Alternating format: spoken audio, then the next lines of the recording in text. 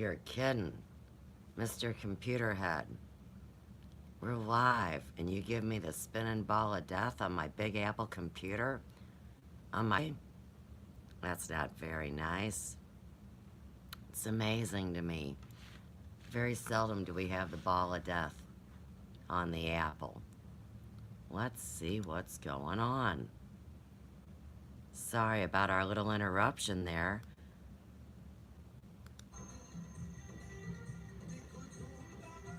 Wasn't that interesting?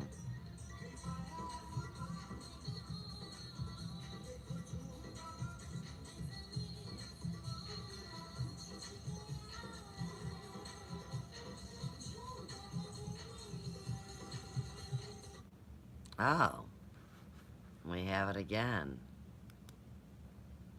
Isn't that something? What a crock. Yeah, so somebody's hitting my computer on my own frippin' stupid birthday. How do you like that? You guys want to know why I don't give a shit about fairy tales. So what do we do when we have this kind of issue, you ask?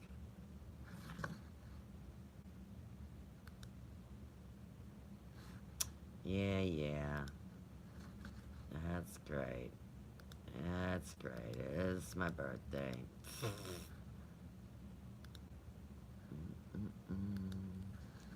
I want my daggum video to work, Facebook. I mean, should we refresh?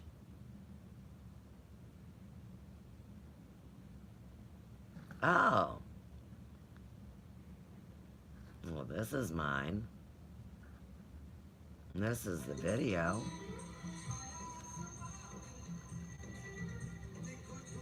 Third time's a charm.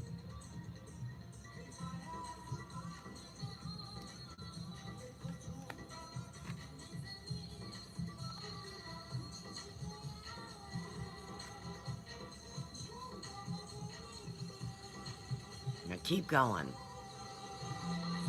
Damn.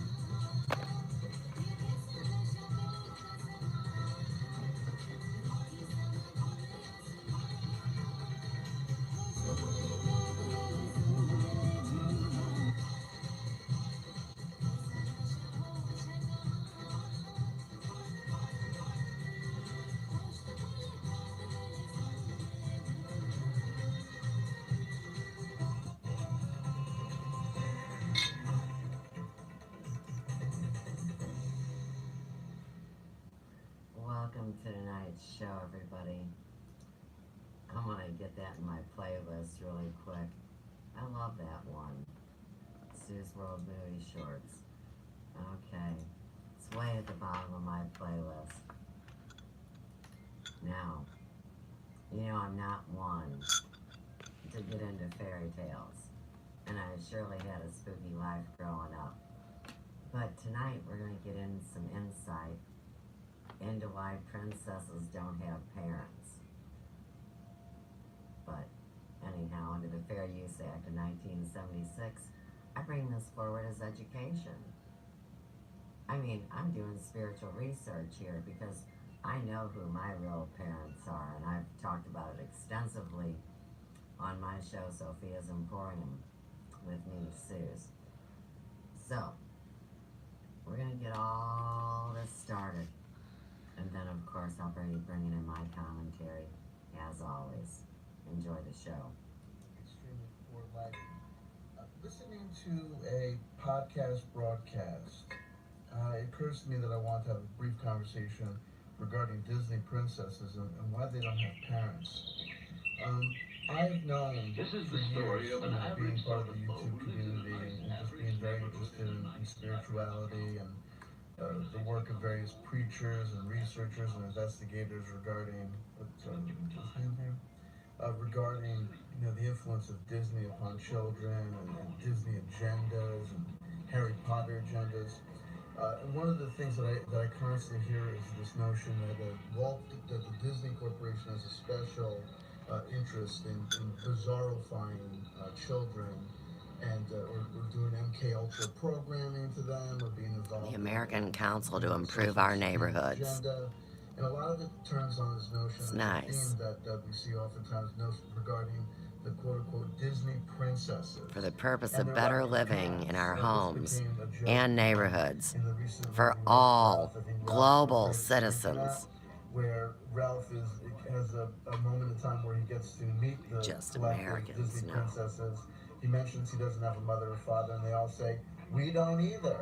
Okay, so this notion is, and the common theme that I saw, amongst Christian communities and amongst the New Age spiritual conspiracy land communities, it essentially goes as follows. The reason that Disney princesses don't have parents is because Like that. two things. Number one, there's an agenda to destroy the American family. The Disney is, Freemasons run the government. That they're trying to destroy the American family. They're just trying to destroy the nuclear family. Mother, father, and the kids, and turn everything into the sociological bizarro, uh, government-controlled mental health experiment. So that's one theme that's always very common. The other theme that's very, very common is the notion that these Disney princesses don't have parents because the parents have to die in some very, very bad trauma. And the issue of the parents dying under some trauma is always linked usually to this notion of traumatic or trauma-based mind control. Now, I'm going to leave aside the notion of trauma-based mind control. Anyone who's a student of actual mind control techniques, whether, they study, the sociological experiments or psychological experiments that were done under the legitimate MK Ultra programs. Now, bearing in mind that MK Ultra is one of these things that, just like false flags, it exists in reality, and then the realities abstracted through the conspiracy theory land, the New Age spirituality land, evangelical Christian land. So all of a sudden, there's everything under the sun is a false flag. Likewise, MK Ultra. You see, this person was part of a program, that person was part of a program. We know the MK Ultra program is. If you care to do the research, it's a historical record. The CIA experiments that came under the rubric of MK Ultra, including LSD experiments upon prisoners. These things can be known, or dosing of unwitting participants. These things are known. It doesn't have anything to do with satanic ritual abuse. It really doesn't. You know, if people feel that they're a victim of sexual, satanic ritual abuse, my heart goes out to them. I'm just saying that what we know about the historical record about MK Ultra does not include everything under the sun that is now attributed to it in conspiracy theory land. Whereas we know the only evidence that's required is the ability to open your mouth and speak. And that lays open there's a reason why we do investigations. There's a reason why people who are interested in truth and veracity have always looked at things like evidence and evidentiary support things. Well, then let's just talk about that, counselor. Now, this SRA thing, I think, is kind of a shiny bauble in the sense that you're saying it had to be done by the Central Intelligence Agency, but you're the very one that talked about what your father did to you that was sadistic in his molestation techniques when you two watch TV together. You are talking to a screen. Not really, Kathy, because check this out. Here's what I find amazing. Okay, so all my friends told me that I was retarded because I didn't talk on a cell phone. I never had one. And the one I use now, I just use for media. I don't talk on it. So, here's you guys that have been on cell phones for years, having conversations with one another through a screen. And I say, okay, cool. So then, depending on how computer savvy a person is, they can either text or they can do that FaceTime thing. So, isn't it a lot easier to call somebody on a cell phone, look at them right in the eye, and say the quick message and go? It's a lot more personal, too. Well, the point is, there's always been two-way video communication. And so, sure as anything, because I'm not cussing. and it's my birthday. So, the point I'm trying to make with these new rules, good, I'm glad you don't text. Awesome. I don't know how, and I'm not into it, and I'm never going to be. But anyhow, here's the point. Everybody's freaking out that there's been third-party analysis. Now, this isn't the CIA or anybody either. It's the same thing that's always been. But now everybody knows, and they're having a panic attack, which starts the shiny bauble thing. And I'm just really trying to calmly tell people that it's a lot easier to get to the truth with our two-way video communications through using the internet with third-party evaluation. Now, these aren't bad people in my mind. I believe that they would be experts that actually care about humanity, care about the planet. I mean, I know it's a rash, hard concept, but in the end, there's a small group of people that really do care. And that's the point, that even though I've been going through hell online, bringing this message, it seems to always progress. Now, if that's somebody pulling a mind control program on me just to jerk my chain, well, all I know at this point is there would be serious hell to pay. And once I get a notion, it's, I don't even have to be angry about it, because I see the law of the universe kicking in. And so I have to have some hope. And it's funny, yesterday I did 2 great videos, you might like them, on healing a trauma, immediate time, and how simple it is to do. So I could put up a worthwhile video, and I've made hundreds of them, on how to deal with safe healing modalities and how to take care of oneself. And in the end, very few people give a fig about them. And like we know, it's controversy and negativity that people seem to draw to online. And it's what happened to me, because a bunch of negative people just wanted to come pee in my Cheerios because I shatter people's realities, and that was never my intent. To me, it's natural as day to do a simple homeopathy, poultice, or how to use a castor oil pack, or why I lay on a biomat, and why I'm a holistic hairdresser by trade. But that's a whole other story. Let's get back to this. Testimony is a form of evidence, but being a form of evidence doesn't mean that's conclusive evidence. I'm sorry, that's just the reality of the situation.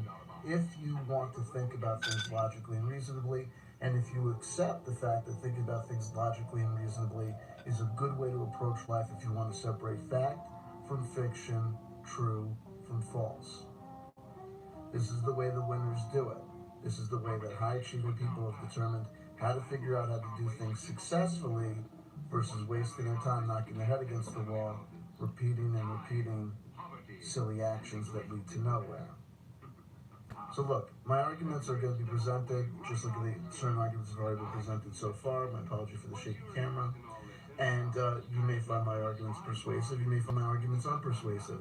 I accept that. That's the reality of the situation. But I want to put forward a simple idea as a kind of alternative explanation as to why Disney princesses and many Disney characters, many youthful Disney characters, don't have parents, or why the parents die under some horrible circumstance.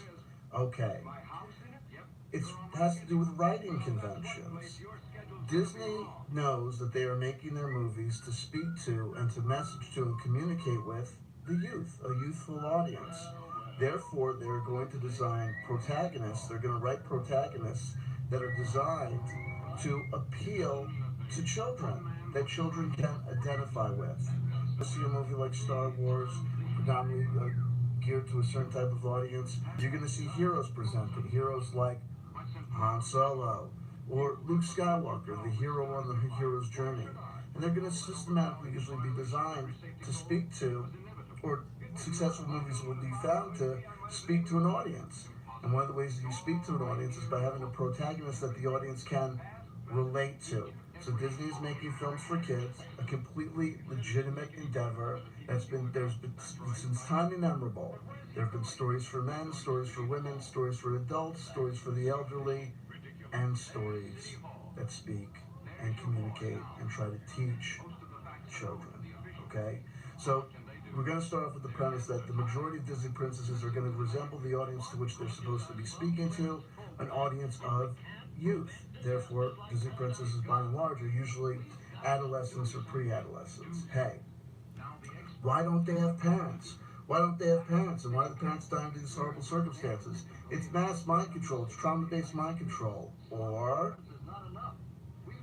it doesn't make any sense for Snow White, for Cinderella, for Mulan, for various of these Disney princesses to go through the experiences that they go through, to interact and to face the challenges that they face alone if they have parents or if the parents are available, right?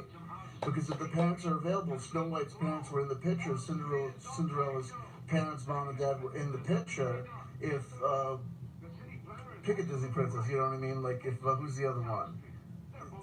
Whatever, you know, they're all there. If they were to go through these things, but if their parents were around, then they wouldn't have to face the challenges that they face. Why? Because the parents would be there to hold their hands and deal with it. If Snow White was under attack by the Wicked Witch and Snow White's parents were still around, do you think Snow White would be handling the Wicked Witch? No! Their parents would mitigate that challenge. The mother and the father, in interacting with their various roles, would do what they needed to do in order to defeat the witch and protect their child from danger. Likewise with Cinderella, likewise with all the other Disney princesses. So there you go. The reason that Disney princesses don't have parents, and the reason that parents die under traumatic circumstances is, number one, they are designed to speak to a youthful audience. Number two, if the parents were in the picture fully, completely, either available in real time or available on the planet that these stories took place in, the princesses, the characters, the titular characters, wouldn't have to go on the quote-unquote heroine's journey themselves, because their adventure in life wouldn't have yet begun. So you have to have youthful characters that begin challenges, right? Because you're communicating to people and to children how challenges exist in the world and how challenges are faced. That's why even, forget about just princesses. What about Simba? Simba and the Lion King. His parents die. All the people's parents die because if the parents are around, the child would not yet begin their journey. The child would wait to begin their journey of adolescence, where the father would turn to the young man or the mother would turn to the young woman and say, you grew up in my household, I've done everything I can for you, now you must go and engage in the journey of life yourself. Well, the Disney movies, by definition, have to fast forward the lives of the children this way, which is why you have these things. Why do parents die under traumatic circumstances oftentimes? Like, so for example, in Frozen, the mother and father have to go on the adventure overseas and the ship goes down. Or, Cinderella first loses her mother, and then the father remarries, and then all of a sudden the father dies. Well, first of all, it's, not necessarily, this is life. I mean, life happens, and people are born and people die. And one of the things that you might have to communicate to children about is, what do you do when your parents die? Because that's going to be a real life adventure and a real life fast forward to beginning of the hero's journey for many kids. So there you go. The other thing is this, is that why do they have to die under traumatic circumstances? Because oftentimes the death of the parents is not the singular issue of the movie. It is merely the beginning of the setup to why the kid, why the child, why the princess has to go on the heroine's journey by herself. So you have to handle the death of the parents in but a brief period of time. So it makes sense to have the parents die in some traumatic accident, because it provides an explanation, and it's an explanation that can happen immediately. You see the accident happen. There's usually a fairy godmother, and it's never very graphic, or a grandmother, but scary, or your favorite uncle, graphic. You don't see parents or a run mentor. Through. You don't see the parents in the movie Frozen choking out, drowning under sea. No, it happens, and it happens quickly. That's because terrifying. you happen, and then you can cut to the next scene where the child is being told that their parents have passed away and now they have to begin this process of life dealing with it by themselves. The second thing I want to say about this notion of Disney kids having no parents is, it's not true!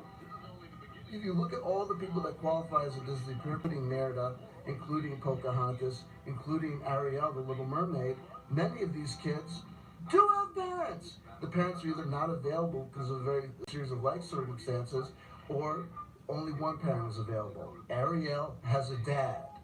She's a very powerful patriarchal male figure in her life, in the form of fucking Neptune. Neptune is, without a doubt, alive throughout the entire pendency of Ariel's journey throughout The Little Mermaid.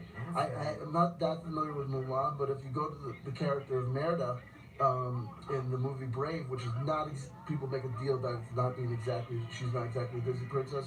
BS. Pixar is owned by Disney. If you go to Disney World now, there's a whole thing with Merida. Merida comes out and sees the kids and whatever. Both of her parents are alive. And her journey through the heroine's journey, though the mother is rendered mute by being turned into a bear, is absolutely, she's engaging constantly with her mom and her dad. Likewise, Pocahontas has a very powerful male figure, I believe, in the form of her grandfather. I believe that many of the Disney princesses, if you think about it, Cinderella, the chicks from Frozen, probably the minority of them actually don't have parents, or Snow White or whatever, don't have parents at all. So there you go. An alternative explanation based on writing conventions, based on the process of building rapport between a successful script, a successful narrative, and an audience, as far as creating a protagonist character that can be related to the notion of an alternative explanation other than trauma-based mind control for why parents have to die in these movies, because the child has to be, by definition, you have to have a character that is a youthful character, but who has to deal with adult and real-life situations. These movies, like many of the children's stories that we grew up with, are designed to not speak to the child in real time about what they're experiencing in real time in their childhood, but rather a soft way to introduce concepts and ideas: loss, fear, anxiety, facing one's demons, learning how to be brave, that one is going to have to deal with later in their life. The other notions that this is exclusive to princesses is no, forget about it. Pinocchio, though he has a dad in the form of Geppetto, is separated from dad, but he still has mentors and characters who live him. Likewise, in the same sense with, who am I thinking of, this dude? I forget, some dude. You know what I mean, in Disney movies, like, it happens, you know what I mean? So there you go. An alternative explanation, an alternative way to think about There things. goes the nose change. Persuasive, you may find these arguments not persuasive, but what I would hope is that you at least take them on. So next time someone tells you about why Disney does this or why Disney movies are like this, think about what I said. Think about what I spoke to you about today when you go and do your own process of deconstruction. Also, word to the wise. If someone tells you about what Disney is about, or what this Disney movie is about, or what this Disney movie, or why this princess is like this, or why that prince is like that, why don't you do yourself a favor? What's that? Watch what they have to say, listen to what they have to say, remember what I have to say, or replay this video, and then watch the movie yourself. And ask yourself, what could make sense? And is it necessarily that it's always got to be this way? You know what I mean? And there you go. And if there's going to be people in the world who are going to listen to this video and be like, you have no idea what you're talking about, Walt Disney was a Freemason, to which I will say, look at the number of people that signed the Declaration of Independence that are Freemasons. No, that's not it. The Declaration of Independence? Now listen, seriously. All of our fairy tales came down through the ages. It has nothing to do with Walt Disney. See, there's your shiny bauble story. And true, we found out a lot of dirty, rotten things about that, but when we let it shatter our realities, that's when this fragmentation happens, with the people in their crisis years, like Sir Chanter. So, Hansel and Gretel was terrifying. And that was a book, a million years. Cannibalism. You know what I mean. Hundreds of years. Black magic. Before they ever made a dopey cartoon about it. Alright, let's hear what else he's got to say. What a goofball. Freemasonry is a club. Christianity is a religion. Catholicism is a denomination. People are a member of organizations and faiths. People are a member of organizations. People have racial and tribal identities. That doesn't necessarily mean that they speak with one uniform voice all the time.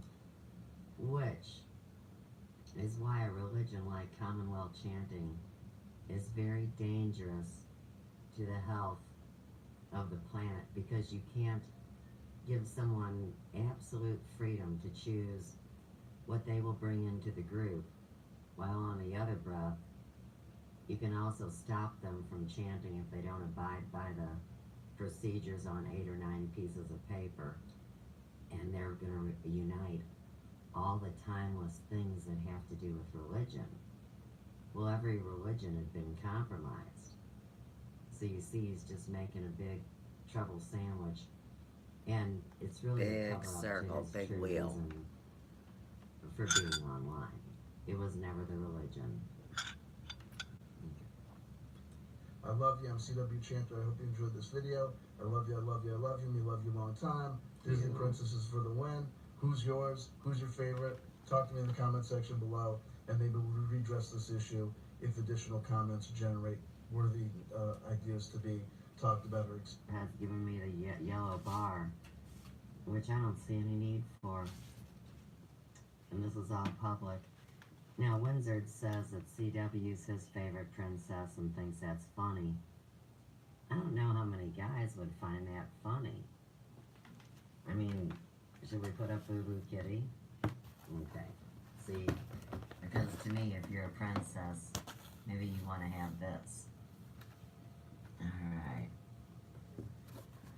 Enjoy the Being says just finished work on the upcoming live action remake of Mulan, the most expensive single film to be made in New Zealand. Really? Well, guess what, Enjoy Being? I met this interesting group the other day. It was telling some terrible story, and one of the characters' initials were represented with CW. So, all these little videos y'all think you've been making all on the down low sly. Oh my gosh. You better get a diaper and a rubber room. I mean, seriously. Let's see. Kaylee Harley says, but the USA doesn't have royalty. It doesn't have princesses, so I'm just not getting the point you're making. Then the stories Disney makes into movies are the most often European folk stories, and when they were written, they had nothing to do with American culture.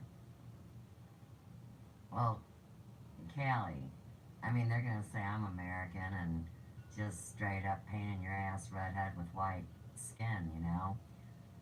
But in the end, I've got this Scottish heritage. It's pretty impressive. And you never do know what any of us are. It'd be interesting to find out what you're all about. Okay, Blue Eyes picking up the kids from the movie by chance. Oh, that's funny. Hell is for children. Oh, Darcy. And Out of Mind says not just Disney. This goes way back. Horrific. Really. Now, that is the only honest, unprejudiced, unbiased comment made in this whole section. See, because it's not just Disney, it goes way back. And like I said, that's the shiny bauble in your never-ending story. So with that, this is me, Suze, signing out again, and we'll be back with all sorts of action. You never know what I'll do tomorrow. Oh, but here's what we're gonna do today. Okay, so let's turn. Whoa, whoa, whoa. That was so beautiful. Let me turn the volume down. And we'll play this through while I talk. Okay, so in that analogy of princesses, you know, the idea that anybody would have experienced some kind of normal world where both parents were always available and always loving and both ethical and moral and, you know, spiritual and all these lovely things, will come to find out there's only a handful of people that had that. most people have a hard time dealing with their parents' death, no matter when it comes, no matter whether they're young or grown up, because this is all about healing the inner child. And that's what I've done for myself. It's also what enraged people that it triggered. So that first chart I held up, I do life charting, and I did it for myself, and then I did it for my parents, and you know, it tells the story. So anyhow, later on today, in a different live stream, I will bring you both of my parents' life charts, and I'll show you why I never, ever believed for half a moment in the happy ending, or if princesses were even real, and I was never the one to go flocking to a Disney movie or need to go to that park on my honeymoon. I mean, I've actually had a few clients that they chose Disneyland for their honeymoon, and that's creepy. But these bad fairy tales started so long ago with the Grimm brothers. It has nothing to do with modern society. And I think once we kind of take a step back and just remember that and quit engaging in that kind of delusion, that poof, it will get better in increments the way it always does. In my experience as a spiritual researcher and somebody that never denied what was going on at any given time in my journey. So that's my documented witness today. And like I said, we'll be back with way more.